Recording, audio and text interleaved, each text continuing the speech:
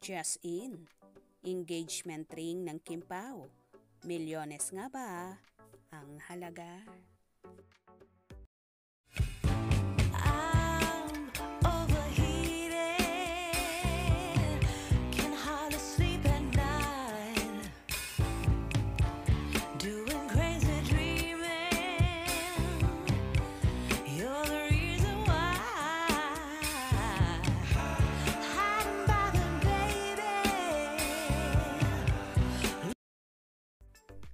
Trending na naman sa X, dating Twitter, ang isa sa episode ng seryeng Patok na Patok sa mga manonood, ang What's Wrong with Secretary Kim, kung saan pinagbibidahan ni Kim Chiu at Paolo Avellino.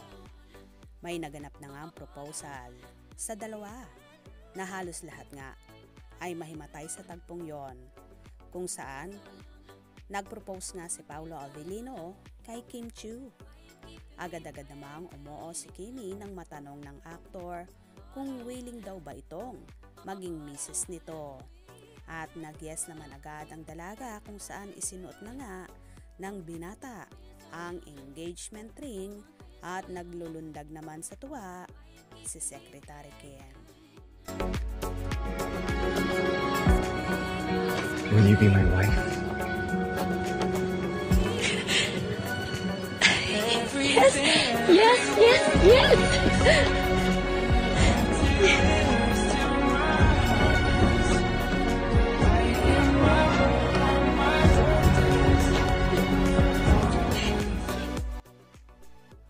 Samantala, pinag-uusapan naman na milyones daw ang halaga ng naturang engagement ring ng Kim Pao, kung saan sinerge pa mismo ng mga Soko team ng Kim Pao fans. At in fairness hindi talaga ito pipitsugin. Narito ang ilang behind the scenes ng naturang proposal ng Kim Pao.